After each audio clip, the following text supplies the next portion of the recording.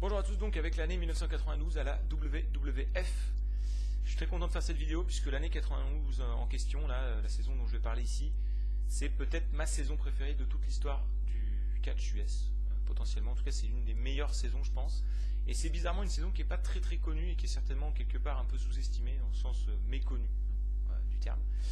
Donc cette vidéo s'imposait, donc je suis très content de vous la proposer. Avant de m'attaquer vraiment à cette saison remarquable, je vais répondre à un certain nombre de questions qu'on m'a posées dans les vidéos précédentes. Alors pas toutes celles qui ont un lien plus ou moins proche avec la WCW, je répondrai à ces questions-là lors de la vidéo sur l'année 92 à la WCW que je ferai dans assez peu de temps.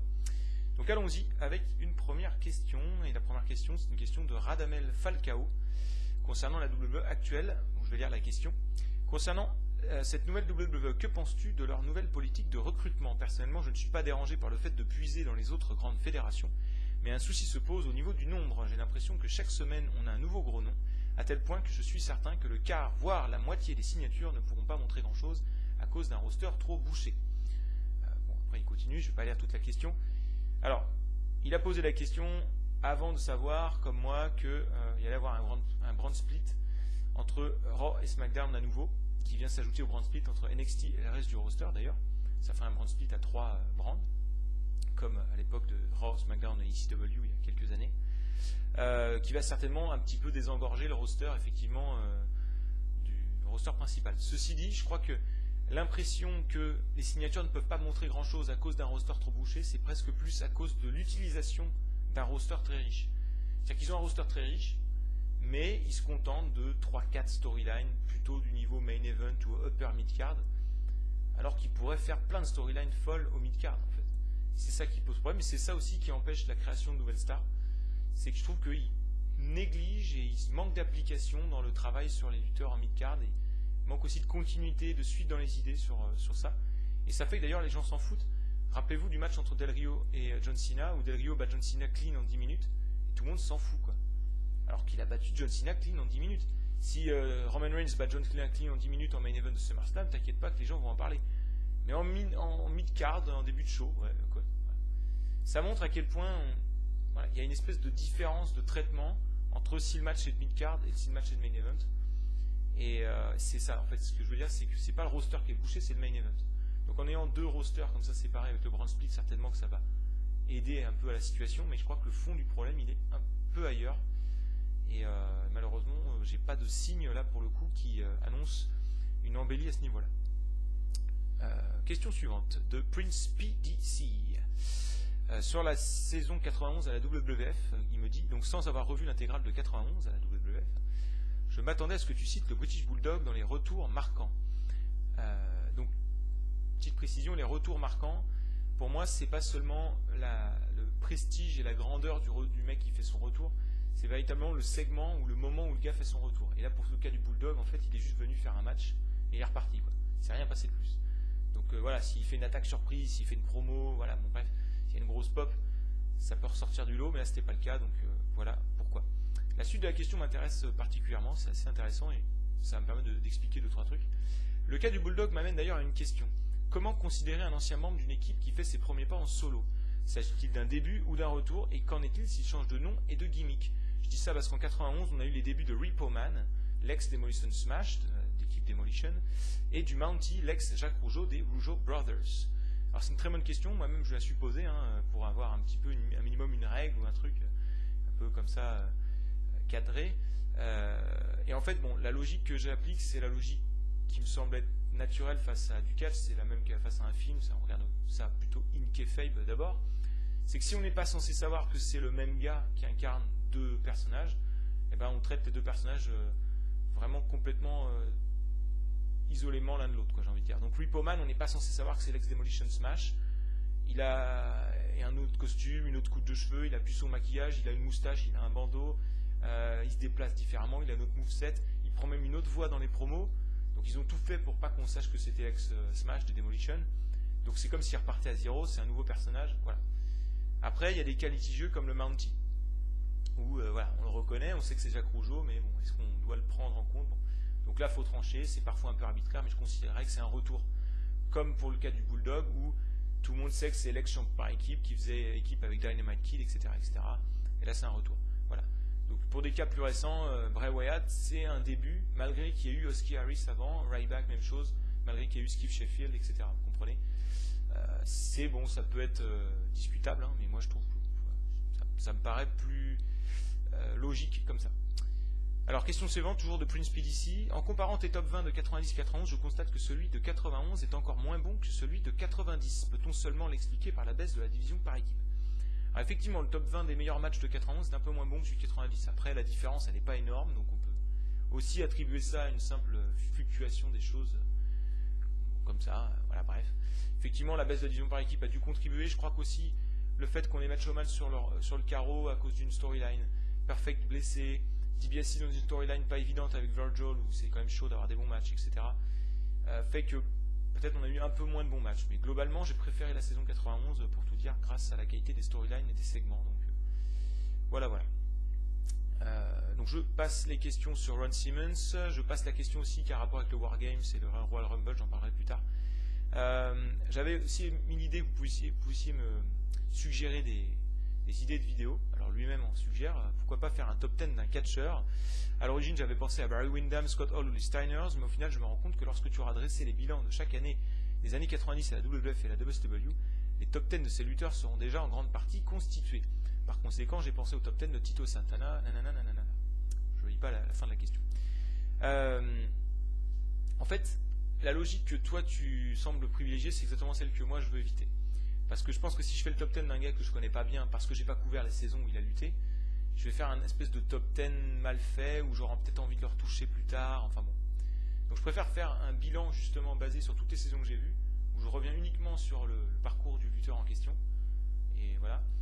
Et du coup, la logique, c'est plutôt justement de faire ce que tu souhaitais faire au départ. Donc tu me dis, penser à Barry Windham, Scott Hall, Louis Steiners. Alors Barry Windham, le gros de sa carrière, c'est les années 80, donc c'est pas vraiment vrai. Mais pourquoi pas Scott Hall, effectivement, pourquoi pas les Steiners? En fait, j'ai plus ou moins décidé qui serait le prochain pour lequel je ferai ma vidéo top 10. Ça sera Steve Austin, puisque j'ai vu toute sa carrière maintenant, à l'exception de l'année qu'il a fait à la USWA en 90. J'ai juste allé voir un petit peu ce qu'il a fait là-bas.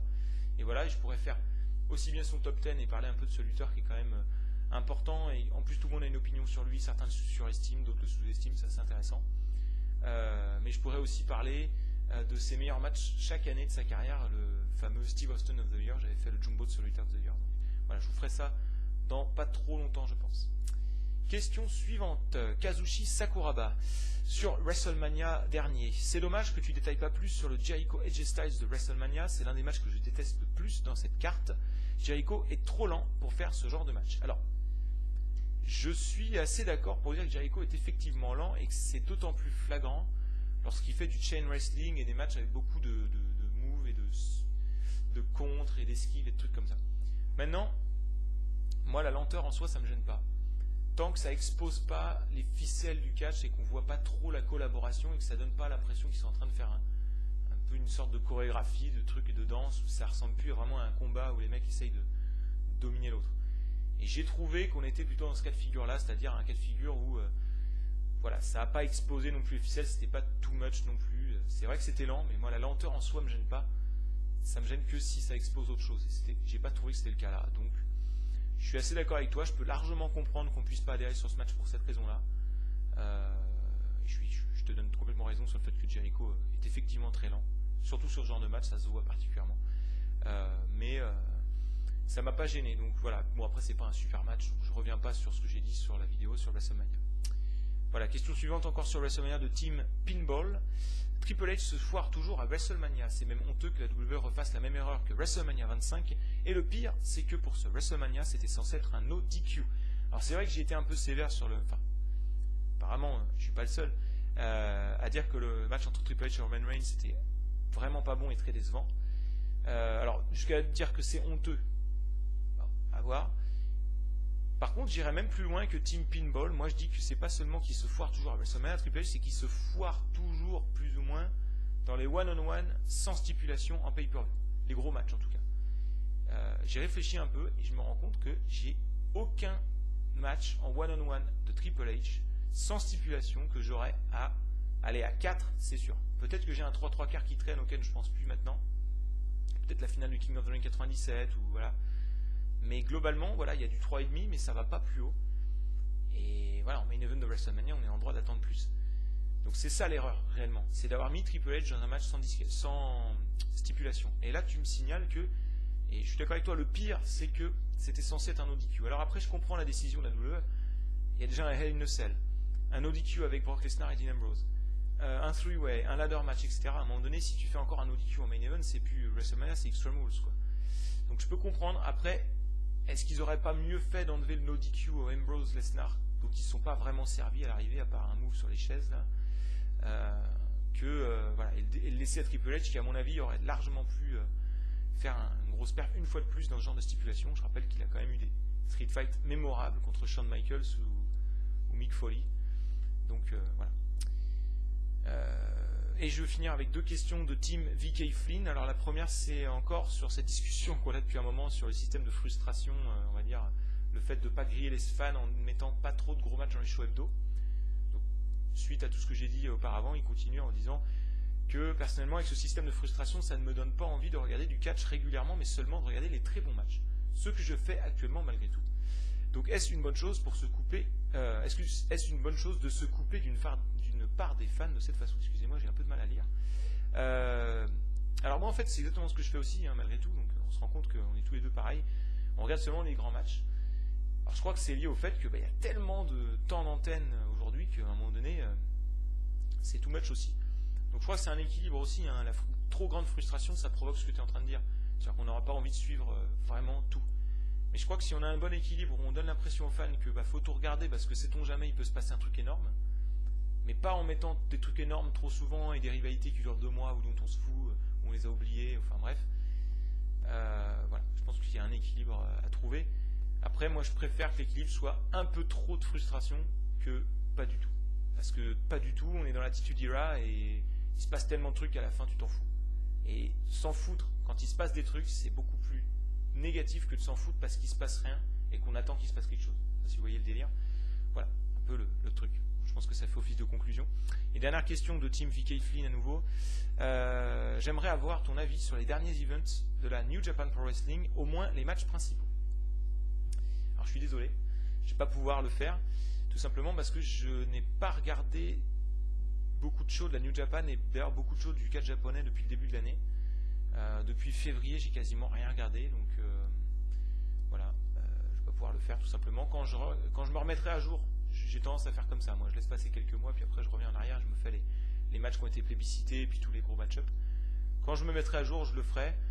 Voilà, j'ai pas envie de détailler plus que ça ici, pourquoi je me comporte comme ça et tout ça, parce que bon, c'est une vidéo sur la WWF, donc j'ai pas envie de saouler les gens avec du catch japonais. Je sais que tout le monde n'est pas fan de cette forme de catch, et je dois dire que le catch japonais actuel m'excite pas plus que ça.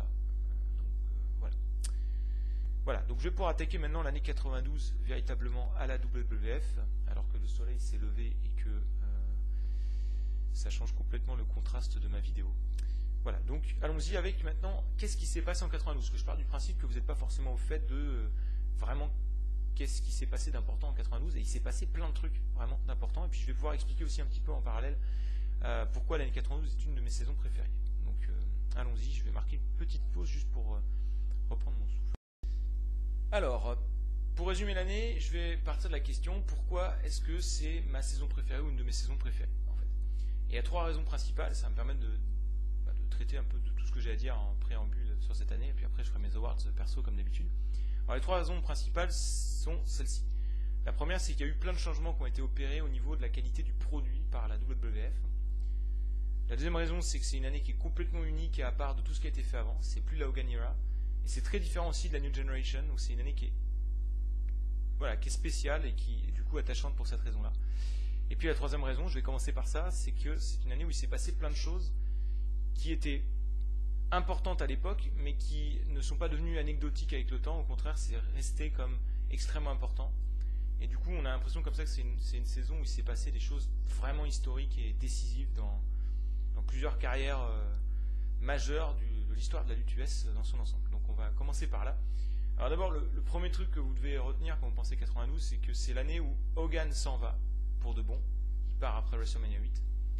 Alors après, il reviendra faire des petits runs en 93, mais c'est que 3 matchs, et en 2002, après, c'est plus la même chose. C'est la fin de Hogan à temps plein, en fait. Donc on est forcément sorti de la Hogan Era. Moi je pense qu'on est même sorti un petit peu avant parce qu'Hogan commençait à se faire siffler. Voilà. Mais c'est quand même pas rien parce que c'est l'icône depuis 10 ans et tout ça. Et dans le même temps, même si c'est pas, ça se touche pas réellement, mais c'est une sorte de chassé-croisé, c'est l'année où Bret Hart devient champion poids lourd et donc devient main eventer. Donc l'icône de la période suivante arrive. Alors, on peut pas dire que l'une chasse l'autre parce que ça a été d'abord le départ d'Hogan et ensuite l'émergence de Bret Hart. Et il y a une espèce de petit vide entre les deux où ils ont essayé de relancer le Warrior et Macho Man, mais bon, le Warrior a eu quelques soucis. Il y a eu un scandale des stéroïdes en 92 qui a provoqué le renvoi, le deuxième renvoi du Warrior. Il renvoie de quelques autres lutteurs secondaires comme le Warlord ou des mecs comme ça. Voilà. Donc ça c'est le premier truc. Hogan qui s'en va, Hogan qui s'en va d'un côté et Bret Hart qui arrive au main event de l'autre. C'est la base, on va dire, de ce qu'il y a à retenir dans l'année. Il s'est passé plein d'autres trucs importants. On va commencer par des trucs tranquilles. Ric Flair champion au Royal Rumble. Ça c'est important parce que Ric Flair est arrivé seulement que 4 mois auparavant. C'était une énorme star du fait de son passé à la NWA. Et qu'il soit couronné aussi vite, ça prouve que finalement Vince McMahon n'était pas forcément un anti-NWA et qu'il respectait certains aspects de la NWA et notamment Ric Flair pour lui mettre le titre aussi vite. Donc on entend tout le temps des gens dire oui, Vince il pousse jamais les mecs qui viennent d'autres fédérations, qui ont été faits dans d'autres fédérations.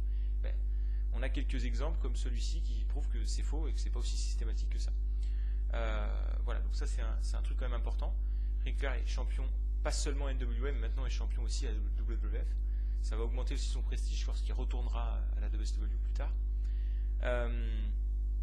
Alors un truc totalement historique et incontournable dans l'histoire du catch, c'est le split des Rockers, le heel turn de Shawn Michaels et le démarrage de sa carrière en solo en tant que Heartbreak Kid. Donc c'est les débuts et c'est l'envol d'une des peut-être 2 plus grandes carrières de l'histoire du catch US après peut-être Ric Flair, c'est-à-dire tant en termes d'accomplissement que de nombre de grands matchs, que de nombre de grandes rivalités, que de respect généré et de longévité et tout ça. Que ce soit votre lutteur préféré ou non, je crois qu'il faut reconnaître que c'est quand même une carrière incroyable et elle prend son point de départ ici, donc c'est une année cruciale à ce titre-là. Une autre année, un autre événement important pour un lutteur majeur de l'histoire de la lutte US, c'est le face turn de l'Undertaker sur Jake the Snake Roberts. Moi je fais partie de ceux qui pensent que si l'Undertaker n'avait pas fait son face turn là, son personnage de heel de mort-vivant n'aurait pas fait de vieux os à WWE, je pense qu'il l'aurait viré. Parce qu'à un moment donné, un heel qui sent pas la douleur et qui est mort-vivant, t'as vite fait le tour de la boutique. Alors tu vas me dire pourquoi c'est plus intéressant en face. Déjà c'était très surprenant parce qu'un mort-vivant face qui met des mecs dans les cercueils, c'est pas sur le papier forcément une grosse garantie. Et ça va fonctionner parce qu'ils vont jouer sur tout l'aspect mystique autour. Et puis l'Undertaker va devenir une espèce de vengeur ultime comme ça, voilà. Et ils vont commencer à développer l'aspect mystique, ils vont lancer le casket match cette année-là, ils vont vachement plus mettre l'urne en avant et machin. Donc c'est une année vraiment importante pour l'Undertaker qui est là encore, comme Shawn Michaels, comme Bret Hart, un lutteur extrêmement important de l'histoire du catch US. Tout le monde connaît l'Undertaker, je veux dire, c'est quand même un phénomène. Bon après il faut relativiser, l'Undertaker en 92 il fait pas vraiment des matchs. Les matchs de l'Undertaker en 92, et ce sera le cas encore quelques années, c'est plus des segments, il faut les voir comme des segments je pense. Si vous cherchez à voir un match, vous allez forcément pas les regarder comme il faut et ça le fera pas. Voilà. Puis en plus de ça, vous avez le début de Razor Ramon qui va tout de suite dans le main event, qui est quand même un lutteur incontournable de la période qui suit, Razor Ramon ou Scott Hall. Les débuts de Yokozuna, bon ça c'est à la fin de l'année, il va juste faire des squash, mais c'est là encore un lutteur majeur de la période suivante. Donc ça provoque aussi un vent de fraîcheur. Et parallèlement à ça, vous avez le départ non seulement de Hogan, mais du Warrior suite au scandale des stéroïdes, de Roddy Piper, qui va lui aussi essayer de faire des films, de Jake the Snake Roberts, et j'en oublie certainement d'autres. Donc quand même des icônes absolues. Et vous rajoutez là-dessus que c'est... alors là, je passe un peu sur la deuxième partie des raisons qui font que cette année est vraiment forte, c'est-à-dire le côté unique de cette année-là, au-delà des grands moments qui se sont passés. C'est la dernière année en tant que lutteur pour Macho Man à WWF, puisqu'ensuite il sera commentateur, il fera 1 ou 2 matchs, mais c'est très anecdotique. C'est la seule année de Ric Flair à WWF, puisqu'il partira en janvier, donc tout au début de l'année 93. C'est la seule année de Ric Flair dans ses prime years à la WWF. Donc là encore, on a ce côté un peu unique. C'est la dernière année avec le show Primetime Wrestling, après ça va être remplacé par Raw. Donc ça va changer un peu l'esthétique de la fédération et la façon dont le show majeur hebdo se déroulera, parce que Primetime Wrestling c'est c'est le raw de l'époque en fait, c'est l'émission phare, et elle a un format d'ailleurs assez particulier dont je reparlerai tout à l'heure. Voilà, et comme je disais, en fait, on n'est pas encore dans la New Generation, on n'a pas encore des éléments spécifiques, ne serait-ce que d'un point de vue esthétique, de la New Generation, et puis même dans le côté, on a les underdogs, un peu plus de high fly et tout ça. Ça, on va le retrouver avec le One to Three Kid, pour moi, qui marque vraiment le début de la New Generation. Puis avec la 93, on va revenir à du Luger, Babyface, bodybuildé, et le gros heel, Yokozuna, méchant. Voilà, on a des storylines qui sont peut-être un peu moins con-con aussi en 92. On est un peu plus dans un produit pour adultes, à la limite. Comme ça reste familial, mais voilà. Donc ça, c'est quand même plein de choses qui la rendent parfaitement unique. Et, comme je le disais, il y a eu plein de changements au niveau du produit qui sont pour le meilleur. Le premier changement qui me vient à l'esprit, c'est le fait d'avoir des gros matchs dans les shows hebdo et des matchs de 8, 9, 10 minutes dans les shows hebdo. Ça change tout, parce que jusque-là, on n'avait que des matchs à la con dans les shows hebdo, on n'avait que des matchs de 4, 5 minutes où les mecs se faisaient défoncer. C'était chiant à mourir. Et avec eux en pay-per-view, on pouvait avoir des bons matchs. Là, on en a en show hebdo. On a des changements de titre majeurs en show hebdo, 2 changements de titre poids lourd en show hebdo. Même aujourd'hui, c'est rare. Voilà. Mais même, il y a eu un changement de titre par équipe aussi. Enfin bref.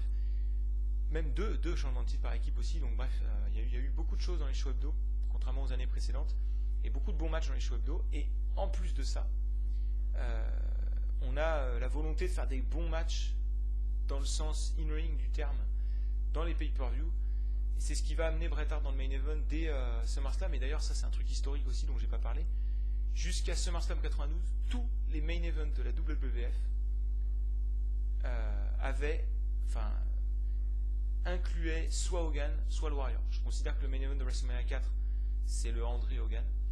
Et je considère que sur CX 91, c'est le Hogan Undertaker. Parce que c'est ça qui est sur l'affiche. Donc à un moment donné, il ne faut pas déconner. Voilà. Donc. Et le premier qui n'a pas Hogan ni Warrior, il a Bret Hart et le Bulldog. Et le deuxième, c'est Bret Hart sur Shawn Michaels. Donc symboliquement, on voit qu'on a passé un peu... on est parti dans un autre délire. Voilà. Donc beaucoup de gens attribuent le choix de Bret Hart plutôt technicien et pour éviter d'avoir un mec bodybuildé au fait qu'il y a eu le scandale des stéroïdes. Moi, je crois que c'était simplement un choix du fait que c'était parmi les lutteurs face un peu bankable le seul dispo, quoi. Alors, il y avait Macho Man et puis derrière c'était Bret Hart. Donc, voilà. Voilà un peu pour le résumé de l'année. Donc maintenant, je vais faire mes awards perso, un petit peu passer en revue tout ça. Mais voilà, vous pouvez à peu près, je pense, maintenant comprendre en quoi cette année est remarquable, objectivement et subjectivement. Voilà, allons-y avec le premier award. Alors, le premier award, c'est surutilisé de l'année. C'est le seul award un peu négatif, celui que tu veux pas avoir, on va dire, que je propose. Alors bon, comme c'est une bonne année, c'est souvent le cas, c'est un peu par défaut. C'est-à-dire que j'ai pas eu de mec qui m'a saoulé, je me suis dit, oh putain, pas lui, voilà. Ça m'arrive dans d'autres saisons, mais alors sur celle-là, à la limite, ça m'est pas tellement arrivé. Donc vous allez voir que le podium n'est pas non plus forcément une catastrophe. Mais bon, pourquoi pas. Donc, numéro 3, Kamala, qui nous vient de Kampala, en Ouganda. J'adore quand ça sonne. Ça, voilà. Bon. Oui, donc Kamala, donc bon. Alors quand même, la gimmick est kitsch. Hein. Il est quand même mené au ring par un mec de l'époque coloniale. Donc je sais pas d'où il sort. Il a une machine à remonter le temps. Bon. Voilà. Bon, il fait 2 matchs avec l'Undertaker en pay-per-view. Bon, c'est pas dégueu. Franchement, je savais pas qui mettre. Je vais vous dire la vérité, je savais vraiment pas qui mettre là. J'ai failli mettre l'Undertaker. Puis moi, je me suis dit, faut quand même pas déconner. J'ai hésité avec le Mountie. Bon, j'ai mis Kamala. Voilà. Bon, c'est juste son côté. Moi, ce qui me saoule avec lui, c'est les matchs où il affronte un jobber et ça dure 4 plombes parce qu'il fait style le mec qui comprend rien. Il couche le mec sur le ventre et il fait le pin sur le mec sur le ventre. Alors l'arbitre compte pas, il comprend pas pourquoi, il gueule, machin, ça dure 3 plombes, c'est insupportable. Bon, après, franchement, je vais vous dire la vérité, les matchs de Kamala, des shows hebdo, je les sautais. Hein, donc, voilà. Enfin bon. Numéro 2, The Berserker, donc c'est le Bruiser Brody du pauvre, et déjà que Bruiser Brody c'est pas toujours l'éclate, Berserker c'est quand même de la belle merde. Pourtant il avait un bon physique, hein, je pense que ça aurait pu être un bon lutteur, mais bon voilà. Alors vous allez me dire, Berserker il fait pas de match en pay-per-view, ou alors des matchs vraiment secondaires, donc pourquoi il est devant Kamala, qui est plus utilisé.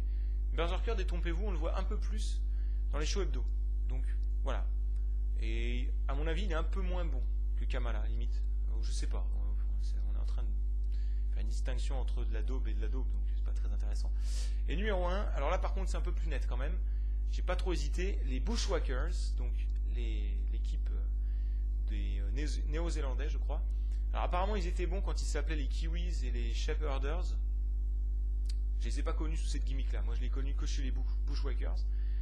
Bon, globalement ils font pas chier, hein, on les voit pas souvent. Mais ils ont quand même un match de 20 minutes au Royal Rumble qui est à mon avis l'une des pires purges de l'histoire du catch.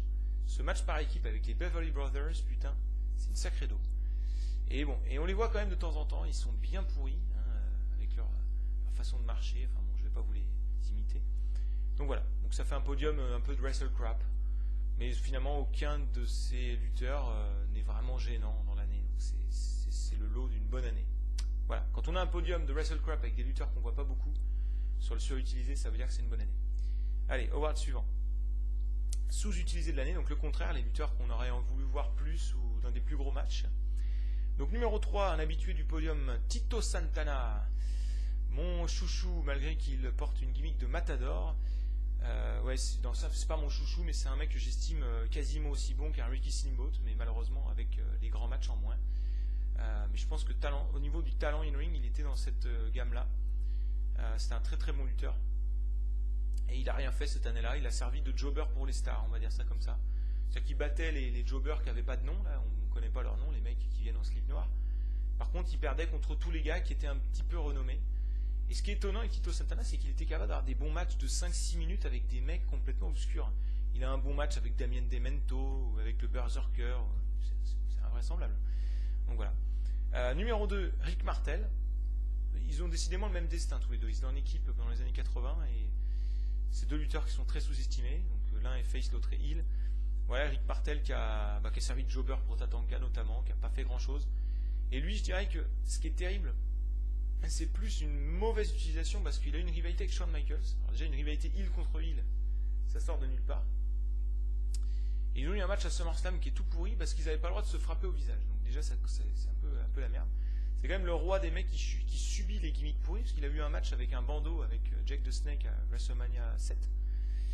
Mais c'est un super lutteur. Et bon, entre lui et Tito, j'ai eu du mal à les partager, mais je pense que Martel est quand même capable d'aller taper des plus hauts matchs, qu'il a une aura de star qui est plus forte encore que Tito.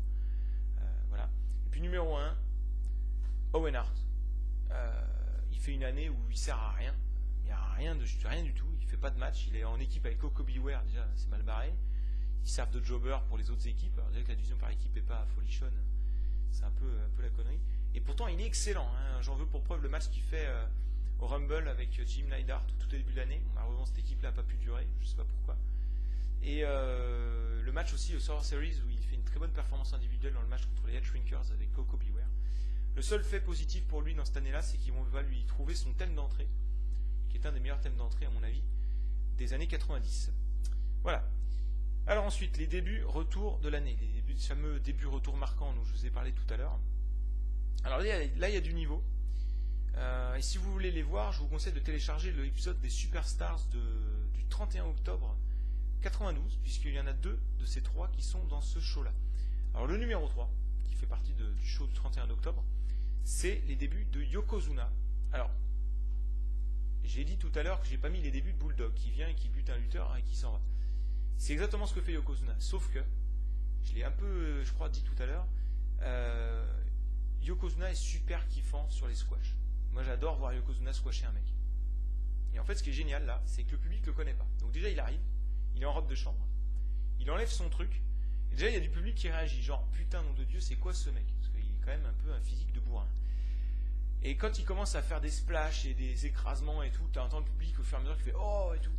Et là le clou sur le gâteau c'est le banzai drop qu'il fait à la fin, où le public est là, wow. Mais c'est super marrant à regarder, j'adore ce truc là, vous tapez Yokozuna début, vous le trouverez. C'est tout le match entier, pour moi, c'est vraiment cool à regarder. Et honnêtement, je pense, Vince devait être en backstage, il a regardé ce match, il s'est dit, oh lui, on tient un truc là. On tient un truc parce qu'il squash un no-name et il réagit comme ça le public. Ça va devenir intéressant quand il va s'attaquer à des mecs qui ont un nom. Et c'est ce qui va se passer, hein. Regardez le squash qu'il a contre Virgil à Survivor Series 92, moi je le trouve super kiffant ce squash. Voilà. Numéro 2. Les débuts de Nails. Alors Nails, pour ceux qui ne connaissent pas, c'est un lutteur qui a fait un run de 6 mois. Il s'est fait virer parce qu'il s'en est pris physiquement à Vince McMahon. Je crois qu'il a fait des menaces de mort. Il est moitié taré ce mec-là. En fait, il a une gimmick de ex-dollar, sorti tout droit de prison, qui est habillé encore avec son costume de prisonnier. Hein, t'as le numéro dans le dos. voilà, et qui veut s'en prendre au flic qui l'a mis en prison, donc il s'en prend à Big Boss Man. Et en fait, j'adore ses débuts. Le reste, il n'y a pas grand-chose. Hein. Mais les débuts sont cool. Ce qui sort du public, il s'attaque au Big Boss Man et c'est un beatdown de 5 minutes, mais bien violent. Quand je vous dis que l'année 92, c'est un peu moins family qu'après, c'est bien adulte. Il le menotte, il lui fout des coups de matraque dans la mâchoire et tout, il est sans pitié. Et ça dure 5 minutes et le Bossman, alors le Bossman, ce qui est bien, c'est que c'est un mec qui se donne dans le ring. Et là, il a compris que si il prenait cher, le public allait vraiment penser Nails comme une menace. Et quand Bossman allait battre Nails ensuite, ça allait le faire grandir. C'est exactement ce qui s'est passé. Et je trouve que ses débuts sont un modèle de début efficace. Et c'était pas monnaie courante à l'époque. Alors le numéro 1, c'est un classique, c'est un segment absolument culte. C'est le retour de Marty Jannetty 9 mois après le fameux segment où Shawn Michaels le balance à travers la vitre du barbershop. Alors ce segment, je vous le raconte, il est génial. Hein. Donc Shawn Michaels vient au ring avec son valet, donc Sherry Martel, donc qui vient avec elle a un miroir en forme de cœur. Je dis pas ça pour rien, c'est que c'est très important. Et donc Shawn Michaels a l'habitude de faire son espèce de ego training, il danse devant ce miroir, il se recoiffe, il enlève ses boucles d'oreilles, machin truc. Et là en fait il fait ça, et le caméraman est génial, c'est là que tu vois la différence de qualité de production entre la WWF et la WCW. C'est que le caméraman filme Shawn Michaels de dos et tu vois le visage de Shawn dans le miroir et tu vois ce qu'il y a dans le dos de Shawn Michaels. Et en fait, du public, il va sortir Marty Jannetty en civil avec un magnifique d'ailleurs t-shirt de Guns N' Roses et il fait signe au public de se taire et tout. Il va dans le dos de Shawn Michaels et donc on voit dans le miroir, on voit Shawn Michaels qui voit Jannetty, qu'on voit dans le miroir aussi, et il se retourne, il a, oh putain, on a l'impression qu'il voit un fantôme dans le miroir, il se retourne, il se prend une dégelée, il se fait défoncer par Jannetty. Une fois qu'il est bien sonné, Jannetty prend le miroir des mains de Sherry Martel, et il fait signe, il m'a mis à travers une vitre, et ben je vais lui mettre le miroir dans la gueule, tu vas voir un peu. Et donc, public à fond, hein. Et Shawn Michaels tire Sherry par le bras, et s'en sert comme bouclier, c'est un segment qui est très bien fait. On sent qu'il a été bien préparé, parce que si vous regardez, Sherry a le bras gainé comme ça, pour être sûr que quand Shawn la tire, ça vient. C'est une ancienne lutteuse, donc elle peut prendre des bumps, hein, donc il n'y a pas de souci. Elle prend un bon coup de miroir dans la gueule. Et c'est un segment qui remet tout de suite la rivalité en place, parce que mine de rien, 9 mois après, les gens auraient très bien pu s'en branler un petit peu de Marty Jannetty, quoi. Donc voilà, c'est un segment qui est parfait, très bien réalisé, très efficace. Et j'adore ce moment où Shawn Michaels se retourne, j'ai l'air de dire, oh putain, là je vais prendre cher. Voilà, donc j'adore. Regardez-le celui-là. Allez, segment award suivant. Alors, rookie, newcomer maintenant. Donc les nouveaux venus. Alors il y a un certain nombre de nouveaux venus qui arrivent tout à la fin de l'année. Donc je vais les compter pour les nouveaux venus 93. Donc, parce que leur année de rookie, ça sera 93. Donc ça concerne Doink, Jerry Lawler, Lex Luger et les Steiner Brothers. Ok. Donc ça, on en reparle pour 93. Avant de m'attaquer vraiment aux nouveaux venus de 92, il y a quelques retours, dont des retours étonnants, notamment celui de Bob Backlund, qui revient 8 ans après. L'ex-super champion qui était resté champion 6 ans à la fin des années 70, début 80, je crois qu'il est resté champion 6 ans, et qui revient comme par hasard, et je pense que c'est pas un hasard, l'année où Hogan s'en va. Peut-être pensait-il qu'il allait redevenir la star qu'il avait été, bon évidemment que non, puisqu'il arrive le même, donc forcément un peu ringard, c'est ce qui fait son charme. Donc voilà, sinon il y a les retours de Bam Bam Bigelow aussi, Crush, Terry Taylor aussi pour finir, mais voilà. Bam Bam Bigelow c'est quand même important je pense. Parce que c'est ce deuxième run qui va être réellement important pour lui, qui est vraiment bon. Voilà. Alors sinon, pour les nouveaux venus 92, alors on a Berserker et Skinner qui sont arrivés tout à la fin de l'année 91, donc je vais les compter pour 92. On a Lance Cassidy, donc c'est Steve Armstrong avec une gimmick de cowboy. Damien Demento, Kamala, Nails, donc ceux-là c'est les daubes, hein, comme ça c'est dit. On a Papa Shango, alors c'est un peu moins pourri, Papa Shango, déjà parce que le mec qui incarne Papa Shango va rester longtemps avec la WF. Il s'appelle Charles Wright, il va finir par incarner le Godfather notamment, ça c'est la gimmick la plus connue et c'est celle qui va lui servir de gimmick pour rentrer au Hall of Fame d'ailleurs, c'était il y a quelques mois. Moi j'aime bien Papa Shango, je préfère Papa Shango à Godfather d'ailleurs. J'aime bien cette gimmick de mec qui fait des rites vaudou pour intimider ses adversaires, c'est assez intéressant. Et puis surtout ils n'ont pas parti dans le côté con du truc, c'est-à-dire qu'ils n'ont pas fait le mec qui fait, je sais pas, t'imagines, il plante un clou dans une poupée puis l'autre il a mal au dos, enfin. Non, là, ça aurait été ridicule. Ils sont pas partis par là. Ils ont fait des trucs un peu glauques, un peu. Voilà, c'est beaucoup d'intimidation. Moi, j'aime bien ça. Sinon, on a aussi eu les Head Shrinkers en 92 qui ont fait leur début. Bon, ils n'ont pas eu vraiment de gros matchs à se mettre sous la dent, donc sans jeu de mots. Du coup, ils n'ont pas pu montrer l'étendue de leur talent, mais c'est une équipe que j'aime beaucoup. qui va compter par la suite. Le soleil me pète les couilles, hein, je vous le dis comme ça arrête pas de changer, et en fait à chaque fois je suis soit dans la lumière, soit dans le noir, donc excusez-moi. Voilà. Y a Tatanka aussi qui fait ses débuts en 92, quand même un lutteur assez mémorable, même s'il n'est pas extraordinaire dans le ring, et on peut le voir malheureusement un peu trop en 92, donc ça ne suffira pas. Donc le podium maintenant, numéro 3, Owen Hart, quand même, alors même s'il ne fait pas une année remarquable parce qu'il n'a pas grand chose à se mettre sous la dent, je l'ai dit tout à l'heure, voilà, me voilà dans le noir tout à l'heure maintenant, donc voilà, j'alterne lumière et obscurité. Chiaroscuro. Voilà, donc Owen Hart qui fait pas grand chose, mais qui sur le peu qu'il a à faire montre beaucoup de talent, donc il se permet une place sur le podium, mais ça va être un petit peu limite. Il n'y a pas vraiment de bon match de Owen Hart, hein. Je crois qu'il a aucun match sur le podium, si je ne m'abuse, je vais revérifier. Non, il a aucun. Si, il a le match New Art Foundation contre Orient Express du Rumble, c'est vrai, avec Jim Neidhart, où il est extraordinaire dans ce match d'ailleurs, Owen Hart. Voilà. Numéro 2, j'ai mis Yokozuna. Alors ça peut paraître discutable parce que Owen Hart est meilleur que Yokozuna fondamentalement, mais Yokozuna en 92 il est in shape, et surtout c'est un vrai phénomène sur le peu qu'il fait à la fin de l'année, et c'est quelque chose de complètement unique en fait. Je pense que des Owen Hart on peut en retrouver ailleurs. Un Yokozuna il n'y en a qu'un, c'est monstrueux, hein. Les squash de Yokozuna, moi je trouve ça un vrai kiff. Donc voilà, donc ça a discuté entre les deux, mais je trouve que voilà, ils ont vraiment.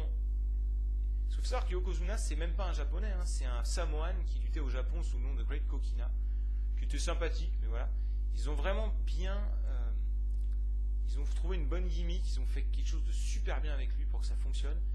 Et ça marche dès le départ. Le premier squash de Yokozuna, je vous conseille de le regarder, ça dure 3 minutes, c'est super cool à regarder. Moi j'aime beaucoup. Donc voilà. Mais alors, numéro 1, il est intouchable, il est largement, c'est un des rookies les plus nets de tous les temps, c'est un des mecs qui fait sa première année la plus forte de tous les temps. C'est Razor Ramon. Entre les vignettes qui annoncent sa venue, l'arrivée où il s'attaque tout de suite à Savage et il permet à Ric Flair de prendre le titre, il est tout de suite dans le Kloinen, ses promos avec ce style, avec ce charisme, et le fait qu'il participe à un des meilleurs matchs de l'année à Survivor Series avec Ric Flair contre Perfect et Savage, voilà, ça fait un dossier béton pour être rookie de l'année, donc évidemment je ne pouvais pas hésiter 2 secondes. Voilà. Alors ensuite, si je ne suis pas trop dans le noir, je vais continuer. Donc comme je suis dans le noir, je vais mettre une pause et je vais attendre que le soleil revienne. Alors, maintenant, meilleur lutteur en segment, donc au micro, mais je ne prends pas seulement la capacité à parler, je prends aussi l'acting et tout ça, et le fait de réussir à rendre un segment particulièrement probant. Alors on a du monde, hein, on a du monde, parce que j'estime même que Bret Hart a fait une bonne année à ce niveau-là. Shawn Michaels, bien entendu, qui développe son personnage de Break It, Razor Ramon, j'en ai parlé. Roddy Piper, bon, même s'il ne fait pas toute l'année, le temps où il est là, il est génial. Il y a un segment avec Bret Hart qui est fantastique. J'en parlerai tout à l'heure. Mr. Perfect aussi, qui est très présent, parce qu'il participe en fait à l'émission Primetime Wrestling, où il y avait un plateau avec des heels et des faces, et il était très souvent là. Et notamment dans ce qui reste, j'en ai pas encore parlé. Mon segment préféré peut-être de tous les temps aussi, qui a lieu en 92, j'en parlais tout à l'heure, où il est brillant dedans. Alors mon podium, c'est numéro 3, Randy Savage. Alors c'est contestable, parce que Savage n'est pas toujours génial au micro, il est un peu kitschounet par le moment avec sa voix là. Mais moi je trouve que voilà, il incarne vraiment bien son mec, et que sur les segments qui ont de l'importance, il est vraiment cool. Et ça faisait un très beau champion. Je trouvais qu'il avait la classe avec la ceinture lui allait bien, il faisait des belles promos de gros face. Il y a eu un moment quand même dans l'année où c'était lui qui portait le truc, quoi. C'est-à-dire que le seul vrai face qui comptait vraiment dans le roster, c'était lui. Il y avait le Warrior un peu, mais le Warrior, il y avait le Warrior avec, j'aurais dû dire, mais voilà. Il était super, et là encore, lui aussi, il est génial dans ce qui reste un de mes segments préférés de tous les temps. Alors, les 2 premiers sont intouchables, hein, je vous le dis tout de suite. Ils font une année, tous les 2, qui sont fantastiques. Alors, ils sont interchangeables. Bon, j'ai décidé de mettre numéro 2, Bobby Heenan. Mais alors, Bobby Heenan, voilà, lui, c'est quand même un dieu absolu. Et numéro 1, Ric Flair, qui est un pur régal en 92. Il s'éclate sur sa gimmick de mec. Il fait des promos, mais folle. Il y a un moment, je ne sais plus quand est-ce que c'est exactement, où il est au resto en train de boire du vin rouge. Il fait une promo sur le fait que il s'inquiète pas d'avoir perdu la ceinture au Man Bret Hart, je crois, parce que lui, ça va revenir de toute façon. Mais il est génial. Vraiment, Ric Flair, énormissime. Bobby Heenan aussi. Tous les 2, waouh, quoi. Vraiment. Et tous les 2 aussi sont dans le segment dont je parle, là, qui est un segment fantastique. Je vous en parlerai tout à l'heure, mais voilà, j'en reparlerai tout à l'heure de ces mecs-là. Award suivant, la meilleure progression de l'année. Alors, on a quand même du lourd, puisque, je vous l'ai dit, il y a l'émergence de Bret et Shawn. Alors avant d'arriver à Bret et Shawn, je vais parler du British Bulldog, qui a aussi passé un sérieux cap en 92, puisque jusqu'à maintenant c'était un lutteur par équipe, Et qu'en solo, j'ai pas trouvé qu'il était très convaincant avant 92. Et 92, c'est la première année où je trouve qu'il fait des vrais bons matchs en solo. Alors il n'y a pas seulement le match contre Bret Hart à SummerSlam, il y a aussi le match contre Shawn Michaels à Saturday Night Main Event, qui est un super match où il perd le titre intercontinental. Et puis bon, même en dehors de ça, il a eu quelques bons matchs dans les shows hebdo, tout ça. Donc, très très grosse progression d'un point de vue in-ring pour le Bulldog. Sur le reste, on ne peut pas dire qu'il y a eu grand chose. Numéro 2, alors j'ai hésité. J'ai mis Bret Hart, donc derrière Shawn Michaels, vous avez le podium entier. En fait, Bret Hart fait une moins grosse progression que Shawn Michaels, mais il fait la progression sur les dernières marches, là où c'est le plus dur finalement de passer le cap. Donc c'est pour ça que j'ai hésité. Voilà. Après, Shawn Michaels quand même premier, il part, il est Rockers, il finit l'année, il est champion intercontinental avec un personnage de heel super, à Break Kid et tout. Il se réinvente et il prend un élan incroyable pour le reste de sa carrière qui va être aussi énorme que l'année 92 n'a été surprenante. Voilà, c'est vraiment un modèle d'année de progression, quoi. Il était déjà très bon in-ring avant. Il faut vraiment garder à l'esprit que Shawn Michaels a lutté en solo un petit peu en 91 et qu'il a été très bon in-ring en 91, un petit peu meilleur que Jannetty déjà. Et en 92, là, il explose. Donc, voilà.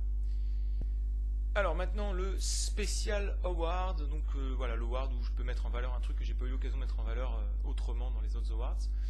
Un peu ce que je veux. Là, je vais mettre en valeur et je vais donner cet award spécial donc à une émission. Il s'agit de Prime Time Wrestling, donc l'émission phare de la WWF avant que Raw ne se crée et qui remplacera d'ailleurs Prime Time Wrestling dès le début de l'année 93. Donc c'est sa dernière année et j'adorais le format de l'émission en fait de fin 91 et de 92 de Prime Time Wrestling.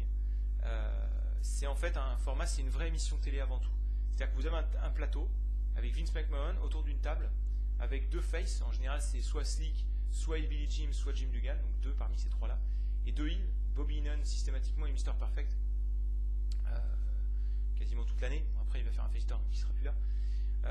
Voilà, et comme ça, ensemble, ils vont débriefer un peu les dernières storylines. Ils vont dire, voilà, on retrouve Gloria Monsoon dans l'arène pour un match, etc. Donc, bon, les matchs sont enregistrés, bien entendu, mais ils lancent des matchs, après ils reviennent là, ils ont des invités en duplex, des trucs, ils font des interviews, ils débriefent des trucs. Voilà, c'est une émission de télé avant tout où ils lancent des matchs dans l'arène. C'est pas comme aujourd'hui quelque part, j'ai envie de dire, ou comme aujourd'hui, comme après, comme tout le reste en fait. Où une émission de catch, c'est une retransmission d'un show dans une arène.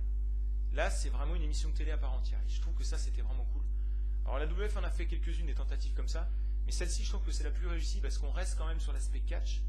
Ça parle du catch, ça parle vraiment du in-ring.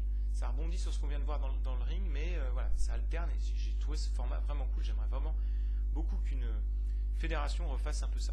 Je pense que ça, c'est le genre de truc que la TNA pourrait faire pour se différencier, enfin aurait dû faire, peut-être c'est un peu tard maintenant. Voilà.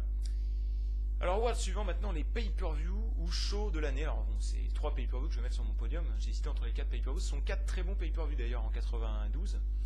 D'ailleurs un peu similaires tous les 4, puisqu'ils ont 2 très bons combats. Enfin, l'équivalent de 1 heure de bons combats, on va dire ça comme ça, parce que le Royal Rumble, c'est pas 2 très bons combats, c'est juste le Rumble match. Et le reste de la carte qui est un peu, voilà, qui est un peu moyenne. Tous les pay-per-view ont une très très bonne foule. C'est donc 4 pay-per-view, je pense avoir, encore une fois. Alors pour les distinguer, il fallait voir la qualité de ces top combats, de la meilleure heure, et voir un peu le niveau du reste. Alors numéro 4, du coup, pas sur le podium, j'ai mis SummerSlam, parce que je pense que le Savage Warrior est pas non plus énormissime. Bon voilà, donc, et le reste de la carte, l'undercard est vraiment la plus faible, je pense, des 4. Numéro 3, je mets WrestleMania. Alors c'est un bon WrestleMania, mais bancal. C'est-à-dire que la première heure et demie, 2 heures, elle est vraiment bonne, et puis après, c'est de la merde. Ça finit vraiment par le pire match. Hogan Seed, c'est un des pires main events de l'histoire de WrestleMania, c'est vraiment de la grosse merde. Mais voilà, dans la première heure, il y a Shawn Michaels, Tito Santana qui est cool, Bret Hart Piper qui est une grosse tuerie, un match à réévaluer, je vous en parlais tout à l'heure, vous allez voir. Et le Savage Flair qui est un bon match, même si je suis pas dans les gens qui l'aiment le plus. Donc voilà. À côté de ça, il n'y a pas grand chose. L'undercard n'est pas non plus génial ici, donc c'est tout le seulement 3e. Numéro 2, le Royal Rumble. Alors, le Rumble match est mythique, super Rumble match, effectivement. L'undercard est pas mal, hormis ce match par équipe entre les Bushwhackers et les Buffalo Brothers qui est ignoble. Et puis voilà, sinon les promos sont bonnes, il y a une ambiance. Piper gagne son premier titre en solo ce soir-là. Le match avec Owen Hart, là, il est super, là, avec Owen qui fait un numéro de fou furieux. Bon voilà, c'est un bon pay-per-view dans l'ensemble, avec une purge quand même, et un top match que je trouve souvent surestimé. C'est-à-dire que bon, effectivement c'est un bon Rumble match, mais il y en a qui lui mettent 5 stars. Faut quand même pas pousser mémé dans les orties. 3 quarts ça va suffire, je pense. 4 à la limite, mais bon, il y a quand même des moments où c'est moins bien, la fin est pas non plus hot non plus. J'en reparlerai de la fin d'ailleurs. Voilà. Pay-per-view de l'année, du coup, c'est Survivor Series. Alors c'est surprenant, je suis vraiment dans la minorité à mettre Survivor Series. Bon, je dois avouer que c'est pay-per-view que avec lequel j'ai découvert le catch, donc forcément, ça joue un peu. C'était la seule cassette de catch que j'avais pendant très longtemps, donc je le connais par cœur, hein, absolument. Mais je pense que c'est un très bon pay-per-view parce que déjà il y a le match de l'année en ce qui me concerne, Bret Hart, Shawn Michaels. Le co-main event, le tag match, je le trouve très très bon. Et je trouve que l'undercard est peut-être celle qui se défend le mieux de ces 4 pay-per-view. Le squash de Yokozuna, je l'aime bien. L'Umpener, je le trouve cool. Le casquette match, c'est un bon segment si on le regarde en tant que segment. Le match de la matraque est fun. Le match à 8 est bien aussi. Les segments sont super cool. Voilà, je connais les promos de Razor Ramon de ce pay-per-view par cœur. Oui, il y a des gens qui chantent sous la douche, mais moi je récite des promos de Razor Ramon. C'est la magie du catch. Voilà, donc Survivor Series, pay-per-view de l'année, mais enfin voilà, je vous recommande les 4, vraiment. Feud storyline de l'année maintenant. Alors, avant de rentrer dans le podium, je vais juste mentionner une storyline que j'ai trouvé cool, qui n'est pas très connue. C'est un segment en fait avec Jimmy Hart, qui était le manager de Money Inc. Et des Nasty Boys. Donc il y a 2 équipes. Et en fait, il a obtenu un contrat pour avoir un match pour le titre contre les Natural Disasters, qui étaient champions par équipe à ce moment-là. Et évidemment, il va donner le contrat à Money Inc. parce qu'ils ont de l'argent et qu'ils vont le payer. Et donc les Nasty Boys vont pas être contents, etc. Et ça va occasionner le face turn des Nasty Boys. Et indirectement, en fait, c'est le match qui va déboucher de ça, qui va donner le titre au Money Inc. Malgré tout, en trichant bien entendu. Mais je trouve que tout ça, ça a été vraiment bien mené. Et voilà, c'est une storyline que je trouve toute bête, mais qui fonctionne. Et on voit l'utilité des managers avec ça. Alors, 3e meilleure storyline de l'année, c'est Shawn Michaels contre Marty Jannetty, en ce qui me concerne. Alors, c'est une storyline qui est à cheval entre 92 et 93, donc je vais prendre juste ce qu'ils ont fait en 92. Et en fait, le problème, c'est qu'ils ne s'affrontent pas. 92. Il y a le segment où Shawn fait son heel turn et il balance Jannetty dans la glace, là, dans le verre, là, dans la fenêtre. Après, on ne voit plus Jannetty pendant 9 mois. Alors en fait, il était prévu que Jannetty affronte Shawn Michaels à WrestleMania, sauf qu'il a été pris pour des problèmes de drogue ou d'alcool, je ne sais plus très bien, du coup, on lui donne une suspension. Et ça a été la meilleure idée du siècle. Je croyais que c'était fait exprès en fait au départ, mais non. C'est-à-dire que le fait que Jannetty soit pas là et que Shawn Michaels puisse quelque part capitaliser sur son heel turn et grandir tout seul et devenir une star et presque champion intercontinental. Enfin, je ne sais plus à quel moment Jannetty revient, si Piquet est champion ou pas, mais le fait que du coup, il a inscrit déjà son nom dans la légende, entre guillemets, hein, j'exagère un peu. Shawn Michaels, quand Jannetty revient, ça permet à Jannetty aussi de profiter de ce que Shawn Michaels a accompli pour se mettre au-dessus, et puis surtout, ça évite à Shawn de démarrer sa carrière solo par une défaite, parce que vraisemblablement, il aurait perdu à WrestleMania. Donc, là, ça permet de grandir, et je pense que ça a été vraiment un mal pour un bien, cette suspension de Jannetty. Et en plus, ils l'ont bien rendu après son retour, puisque Jannetty fait une promo où il explique que, parce que c'est un peu ridicule de dire que j'ai été blessé pendant 8 mois pour ce qu'il a pris, mais il dit que c'était des blessures psychologiques qu'il a fallu guérir et qui ont pris du temps à guérir, donc je trouve que c'était intéressant aussi. Puis ils ont super bien réussi le retour de Jannetty, donc voilà, les segments étaient bons, après il manque les matchs, quoi. Donc ça sera pour 93. 2e meilleure storyline de l'année, Bret Hart contre Piper, storyline entre 2 faces, donc c'est pas commun. Bon, c'est une toute petite storyline, hein, c'est un programme qui dure 1 mois et demi. Piper fait une promo incroyable dans un segment à Superstars où il retourne complètement Bret Hart contre lui. En fait, c'est vraiment très particulier. C'est-à-dire qu'il vient voir Bret Hart et dit « Ah, moi je t'adore, je t'ai connu quand tu étais bébé, j'adore ta famille. Ah, je me souviens, j'ai vécu chez vous, j'allais chercher le pain avec ton frère, ah là là, j'adore ton chien. » Enfin, oui, il dit n'importe quoi, le mec. Et il dit du coup, pour toutes ces raisons-là, je veux pas t'affronter. Je veux pas me battre contre toi, je t'aime trop. Voilà. Et donc, t'as Bret Hart qui dit dans ce cas-là, tu mets le titre vacant et puis je suis champion, moi, il n'y a pas de souci. Hein. Et là, Piper, il dit ah bah non, je suis champion. Et donc Bret Hart, il dit dans ce cas-là, il faut que tu m'affrontes. Et Piper part dans le côté ok, donc c'est toi qui veux m'affronter, hein, c'est pas moi, c'est toi le connard un peu dans l'histoire. Enfin, il le retourne comme ça. Et j'adore tout ça, c'est de la psychologie, puis c'est du Piper de génie, quoi. Et ils s'en resservent, c'est ça qui est bon, c'est qu'ils s'en resservent dans la promo qu'ils ont juste avant le match à WrestleMania, et surtout, ils s'en resservent à fond pendant le match. Et quel match au niveau psychologie. Je vais vous en reparler après, je vais le détailler, parce que c'est un match qui est vraiment sous-estimé, et qui mérite d'être totalement réhabilité parce que c'est une tuerie. Et c'est une tuerie parce qu'il y a tout ça avant, il y a toute cette psychologie, ce rapport entre les deux où c'est un peu les deux potes avec le grand frère, enfin plus que grand frère, Piper c'est vraiment grand frère de Bret Hart. Et on sent cette espèce de complicité, mais en même temps cette envie, les deux. Bret qui envie Piper pour cette carrière et cette aura de légende, et Piper qui envie certainement Bret pour sa capacité technique et sa jeunesse. Enfin, il y a plein de trucs là-dedans, c'est vraiment génial. Et puis alors la storyline de l'année, je ne veux pas détailler parce que c'est évident, c'est le clan Heenan contre Savage et Warrior. Alors j'étends un peu, hein, c'est surtout Savage Ric Flair l'histoire, hein. Mais bon, j'étends un peu parce que j'inclus là-dedans le face turn de Perfect qui est juste énormissime, ça je vous en reparlais aussi parce que ça c'est quand même incroyable. Ça inclut les débuts de Razor Ramon, ça inclut toute cette période où Savage vend une blessure à la jambe sur le long terme. C'est-à-dire qu'il fait le mec blessé à la jambe pendant 3-4 mois. C'est invraisemblable, c'est-à-dire qu'il a un selling à la jambe qui est un des meilleurs sellings à la jambe que j'ai vu de ma vie. C'est-à-dire que c'est tellement bon qu'à un moment donné, je me pose encore la question aujourd'hui, est-ce qu'il n'était pas réellement blessé? C'est-à-dire qu'il faisait ses matchs à cloche-pied, le mec. C'est incroyable. Et ce qui est bien, c'est que ça a du sens, parce que ça culmine sur le figure 4 leg lock de Ric Flair, grâce auquel il récupère le titre. Donc, suite à un selling de 4 mois, quoi. C'est dingue. Et ce selling-là est extraordinaire. Il n'y a qu'un selling pour moi qui arrive au même niveau en termes de qualité. C'est le selling de Liger dans un match contre Naoki Sado en 89 où il vend le bras. Où tu te dis, mais il a le bras pété, c'est quoi ce bordel? Il fait tous ses moves d'un bras. C'est incroyable. Et ben là, c'est de ce niveau-là. C'est-à-dire que c'est tellement bien que tu ne sais pas si c'est pas un peu vrai derrière. C'est vraiment génial. Et puis alors derrière, le talent au micro, Bobby Heenan, bon, c'est vraiment c'est cadeau, quoi. C'est vraiment génial. Il y a plein de bons matchs. Et puis bon, encore une fois, je vous en reparlerai du face turn de Perfect, c'est extraordinaire. Voilà. Alors maintenant, je vais vous parler de quelques matchs de l'année, hein. Donc la liste, vous l'avez. Vous remarquez que c'est quand même un top 20 de très très haute volée, puisqu'on a 9 matchs à 3 quarts plus.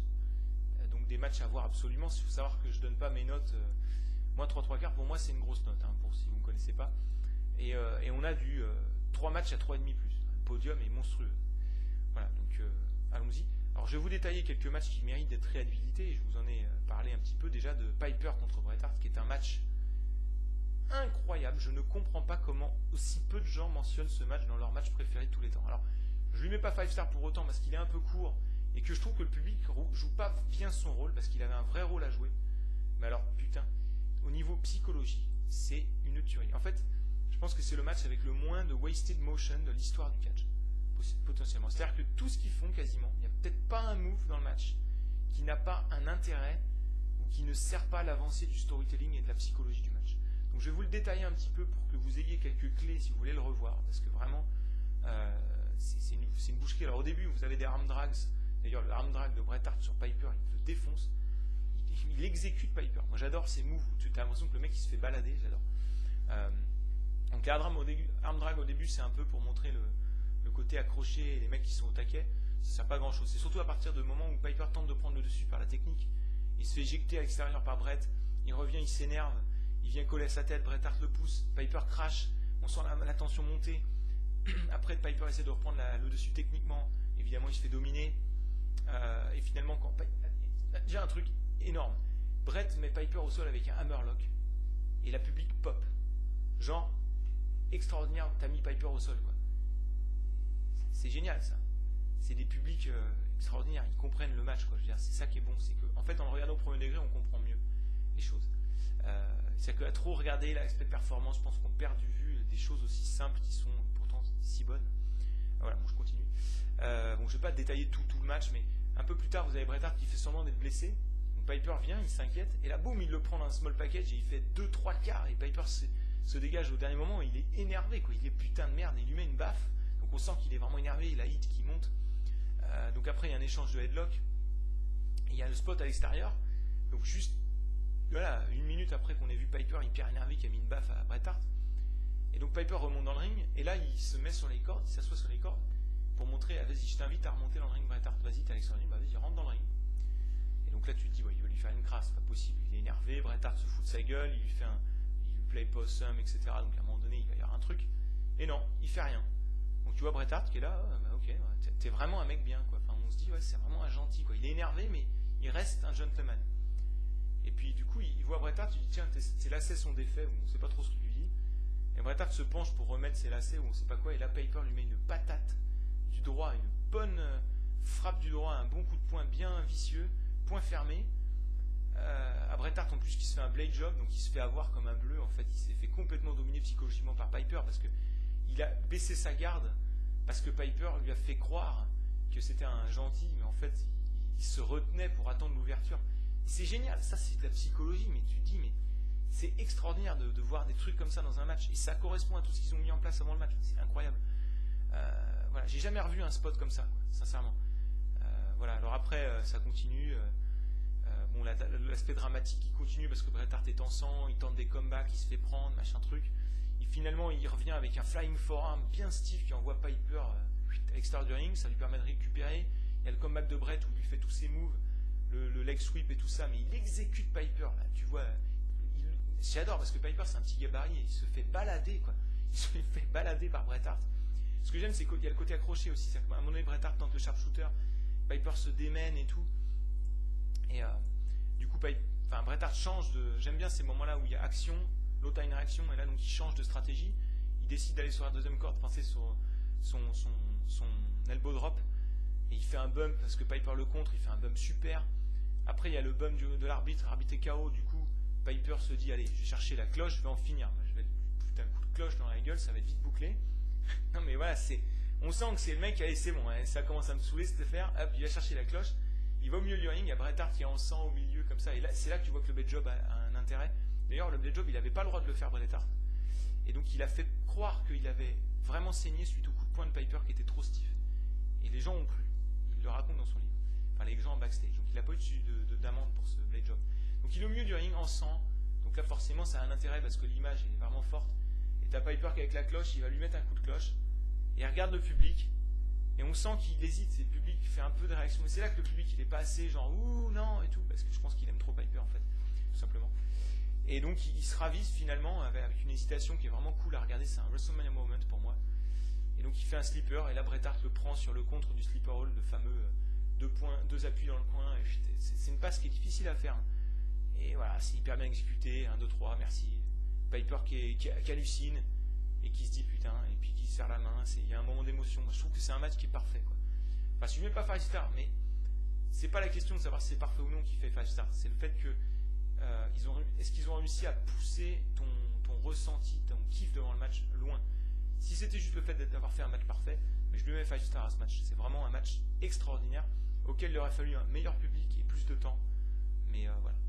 Et on sent que c'est vraiment 2 potes, 2 mecs qui se respectent, 2 mecs qui s'admirent, qui ont voulu faire un match génial ensemble, et on leur a dit bah, vous avez un quart d'heure. C'est pas beaucoup un quart d'heure, mais c'est pas grave, on va faire un quart d'heure béton. Et ils ont fait un quart d'heure parfait avec pas de move de remplissage, tout est utile, tout a un intérêt, tout est bien fait. C'est vraiment un super match qui mérite d'être crédibilité. Donc si ce résumé vous a donné envie, revoyez-le tout de suite. C'est un match qui est court et qui est vraiment super. Et si vous pouvez, revoyez la promo qu'il y a juste avant le match, parce qu'elle vaut le coup aussi. Alors je ne vais pas détailler tous les matchs du top 20 comme ça, parce que ça prendrait 3 ans. Quelques matchs quand même. Le HBK Bret Hart que j'ai mis numéro 1, qui est un match incroyable, que je peux avoir à 5 stars, pourquoi pas. C'est le genre de match où ils vous rendent un hammerlock intéressant au départ. À un moment donné, quand tu rends un hammerlock intéressant et que tu as mal pour le bras de Shawn Michaels parce qu'il est pris dans des clés de bras, c'est cadeau, quoi. Après, quand tu commences à faire des big moves, ça passe tout seul. Ça a un gros impact. Enfin, c'est vraiment super. Donc, la tension, elle monte super bien dans ce match-là. Il y a le HBK Bulldog aussi de Saturday Night Main Event du mois de novembre qui est super. Ce que j'adore dans ce match, c'est qu'on a l'impression que tous les moves sont durs à placer, que c'est accroché, que voilà, pour réussir à enchaîner 2-3 moves, il faut en vouloir, il faut de la compétence. Et on a cette impression que les mecs sont doués pour réussir à faire des trucs ou s'arrachent. Il y a un selling super du Bulldog dans ce match-là, et ça, c'est pas commun, parce que le Bulldog n'est pas réputé pour son selling. Avec ces blessures au dos, où il vend le dos, puis après il semble serrer les dents et s'accrocher, il vend plus le dos, puis après si, puis en fait non. Et finit en fait son dos par lâcher, et il craque sur le dernier spot, et c'est comme ça qu'il perd. Et il y a un détail dans ce match que je trouve très croustillant, c'est qu'à un moment donné, Shawn Michaels enlève le coin, la protection dans le coin du ring, mais il laisse la protection, c'est-à-dire que ça ne veut rien dire ce que je viens de dire. Il enlève juste, il le détache, mais il laisse la protection. Et en fait, la protection se barre 30 secondes avant que Shawn Michaels puisse exécuter, enfin ait besoin d'exécuter un move où il balance le Bulldog dans le coin. Et c'est magique, quoi. On a l'impression que Shawn Michaels avait prévu que la protection tomberait d'elle-même au bon moment. Et ça va hein, dans le selling du dos du Bulldog et tout. C'est un classique oublié, quoi. C'est vraiment un super match. Faut pas exagérer, hein, c'est un 3-3 quarts. Hein, c'est pas non plus un classique absolu, mais c'est vraiment un super match. J'ai peut-être mis 4, je sais plus combien j'ai mis à ce match-là. Enfin, ce sont des super matchs, 3-3 quarts. Même chose, hein, un classique oublié. Alors celui-ci, il est vraiment, vraiment inconnu par la plupart des gens. Je pense que vous ne le connaissez pas. C'est un match entre Shawn Michaels et Randy Savage. Celui alors dans mon classement, il est 8ème, donc du 19 avril. Ça va être la première défense de titre de Randy Savage, je pense. Et en fait, c'est vraiment un must-see, c'est un joyau caché, vous voyez. C'est-à-dire que ça se passe en Allemagne. Et ça se passe en Allemagne. Et en fait, à l'époque, la WWF faisait des tournées dans les pays d'Europe. Et ensuite, ils vendaient en cassette vidéo la retransmission du show que les gens ont été voir. Donc, s'ils allaient à Bercy, vous étiez français, vous pouviez acheter la cassette Rampage Bercy. Enfin, moi, je l'ai celle-là, alors que j'ai pas été à Bercy. Voilà. Mais bon, là, donc voilà, donc je l'ai avec les commentaires allemands. Et en fait, Savage fait un selling énorme sur la jambe, tellement énorme que tu te demandes s'il n'est pas réellement blessé. Et il fait le match à cloche-pied, quoi.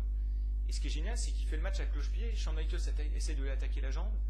Et c'est pas abusé, c'est pas genre Savage avec une jambe en moins, il gagne quand même. Non, c'est Savage a fait un match incroyable pour s'en sortir devant Shawn Michaels, qui est à ce moment-là un petit lutteur. Hein. C'est les débuts de Shawn Michaels, hein. On est en avril. C'est un match vraiment extraordinaire. Donc, si vous avez l'occasion, essayez de le trouver. Et puis alors, dernière petite chose, il y a un match quand même incroyable entre Shawn Michaels et Ric Flair contre Savage et Bret Hart, qui est une daube. C'est incroyable. C'est-à-dire que sur le papier, c'est la plus grosse affiche que vous puissiez faire. C'est les deux meilleures faces contre les deux meilleurs heels de l'année. Et c'est raté. Donc voilà. Je ne sais plus, soit qu'il est sur un DVD best-of de Ric Flair ou Shawn Michaels, ou je ne sais plus quel lutteur, peut-être Bret Hart. Non, je crois que c'est Shawn Michaels. Voilà. Et c'est une daube. Voilà. Donc il faut le savoir. Voilà. Donc j'enchaîne maintenant avec les tag teams, les meilleures équipes de l'année maintenant. Alors, la division par équipe, c'est pas la fête en 92. Hein. Ça se détériore encore un peu plus par rapport à 91. Les Legion of Doom s'en vont, etc. Bon, ouais, c'est pas toujours la grosse éclate. Numéro 3, donc j'ai mis les Nasty Boys. Bon. Ouais, ils n'ont rien fait de particulier. Hein. Ils n'ont pas été impliqués dans des très très gros matchs, mais bon, ils sont pas mauvais. Moi j'aime bien les Nasty Boys, je trouve qu'ils se donnent toujours dans le ring, donc c'est une espèce de valeur sûre comme ça. Numéro 2, les Natural Disasters.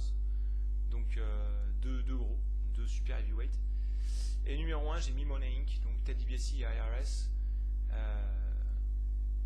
qui sont assez incontestablement les numéros 1, notamment parce que leur travail au micro est nettement supérieur à celui de tous les autres. Et puis, parce qu'ils sont impliqués dans un des matchs par équipe les plus intéressants de cette période-là, qui est dans mon classement et qui est 14e, et je vous recommande chaudement ce match-là aussi. Voilà. Après, il n'y a pas une grosse concurrence, quoi. Il y avait High Energy, il y avait les Legion of Doom, ils font qu'un bout de l'année, Orient Express aussi, il n'y a pas grand monde. De toute façon, il n'y avait pas beaucoup de possibilités. Allez, award suivant, peut-être celui qu'on peut attendre le plus, l'award de lutteur de l'année. Alors en fait, je vous l'ai peut-être dit tout à l'heure, je ne sais plus exactement ce que j'ai raconté. Il y a 4 lutteurs qui font une année remarquable en 92. Shawn Michaels, Bret Hart, Macho Man et Ric Flair. Donc forcément, le podium allait jouer entre eux. Et c'est très difficile de les départager parce que ils ont des qualités et des défauts un peu différents, c'est difficile, voilà. Après, ce que je remarque et ce qui va me faire la différence, c'est que, mine de rien, Bret Hart a 3 matchs, il a les 3 meilleurs matchs de l'année. Les 3 meilleurs matchs de l'année, les 3 matchs à 4,5 plus, c'est pour lui.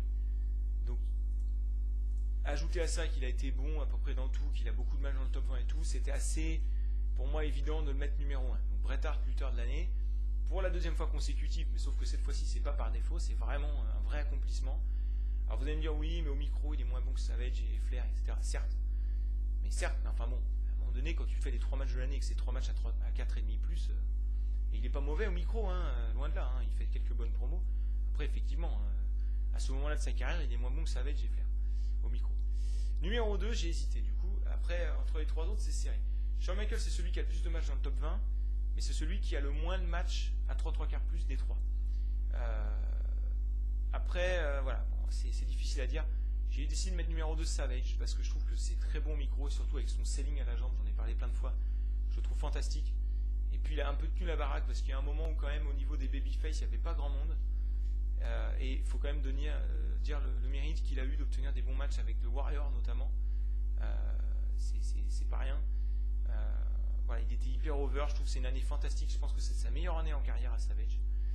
Et voilà. Et numéro 3, j'ai décidé de mettre Ric Flair, qui, on va dire, supplante Shawn Michaels pour sa qualité au micro, et puis on peut compter la performance dans le Rumble match aussi, qui lui donne ce petit truc en plus. Donc Shawn Michaels échoue à 2 doigts du podium, malheureusement pour lui, mais voilà. C'est une année où on a 4 lutteurs qui ont fait des saisons fantastiques.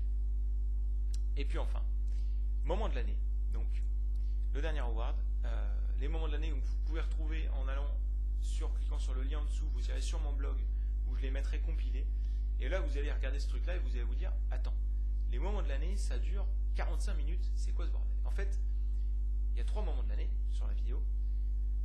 Donc le numéro 3, je vais l'annoncer tout de suite, c'est la fin du Royal Rumble match, donc du Royal Rumble, donc vous l'avez peut-être déjà vu, hein, c'est Flair qui gagne. Bon, j'ai hésité avec plusieurs trucs, mais bon, voilà, je trouve que c'est un moment important parce que Ric Flair devient champion, il y a Hogan qui se fait siffler, il y a quelque chose de particulier, c'est un peu épique. Donc c'est pas un moment énormissime, c'est un moment important historiquement. Et j'ai envie de dire, j'ai envie de le mettre au-dessus du retour de Marty Jannetty ou du WrestleMania Moment avec Piper ou des trucs comme ça. Je trouve que voilà, il y a un côté important supplémentaire. Voilà. Bon, je passe vite, vous regarderez ça, c'est la fin du Rumble match, donc si vous l'avez jamais vu, à la limite regardez le Rumble match, ce sera peut-être pas plus mal. Numéro 2, alors celui-ci c'est un classique, c'est le Barbershop Incident, donc le heel turn de Shawn Michaels sur Marty Jannetty. Donc vous l'avez sûrement déjà vu, peut-être pas en entier. Là il est en entier, en bonne qualité, c'est un segment mythique, décisif et de qualité. Globalement ils l'ont bien réussi. Bon, bonne promo des deux, Marty Jannetty était bon au micro, on ne le dit pas assez, donc il faut le dire. Voilà, et puis bon, cette petite Shawn Michaels qui déchire le magazine et qui fait Is there a problem with the Rockers? I don't think so. Ça j'adore. C'est la petite touche qui fait la diff là-dedans.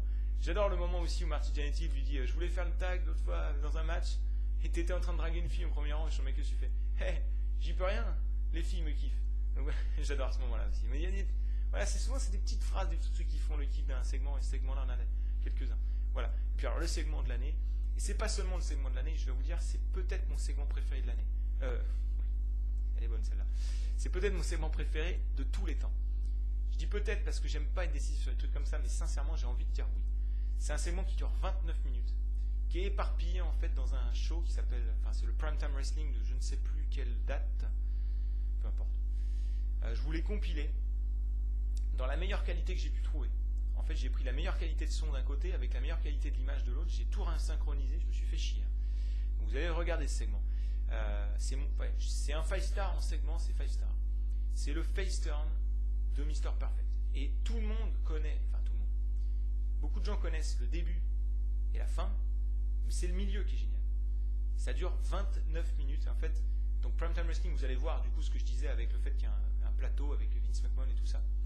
Et en fait, ce qui se passe, c'est que, je vous explique parce qu'il faut vraiment, c'est une tuerie. Randy Savage devait affronter Ric Flair et Razor Ramon et Survivor Series avec l'Ultimate Warrior en équipe. Sauf que le Warrior a été viré. Donc il n'a plus de partenaire.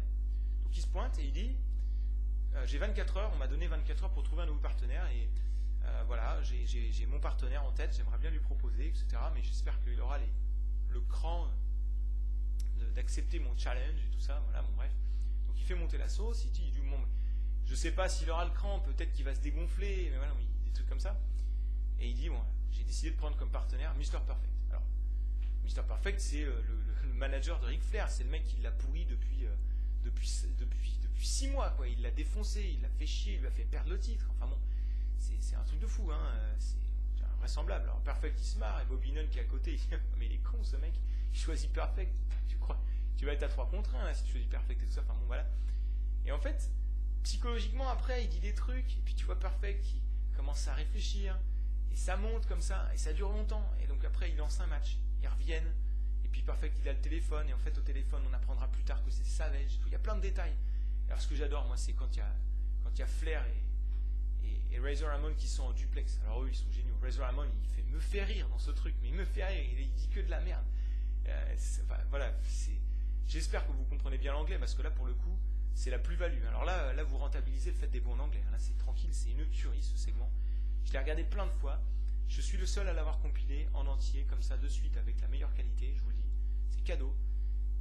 Il dure longtemps, donc peut-être que vous n'aurez pas le temps de le regarder maintenant quand vous verrez cette vidéo. Prenez le temps à un moment donné de le regarder calmement, en vous disant en contexte que Savage est un face et qui demande à un heal d'être son partenaire. C'est mieux que le face turn de Dark Vador à la fin du Retour du Jedi. C'est le meilleur face turn de tous les temps. Voilà, c'est cadeau. Je ne sais pas ce que je peux vous dire de plus. Regardez-le, dites-moi ce que vous en pensez vraiment.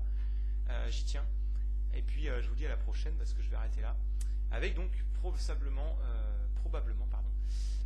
l'année 92 à la WCW, qui est une excellente saison aussi, pas du tout dans les mêmes délires que celle de la WF, mais vraiment 92, c'était super dans les deux grandes fédérations. Et voilà. Allez, à la prochaine, j'attends vos réactions, vos questions, vos analyses, ce que vous voulez. Bye.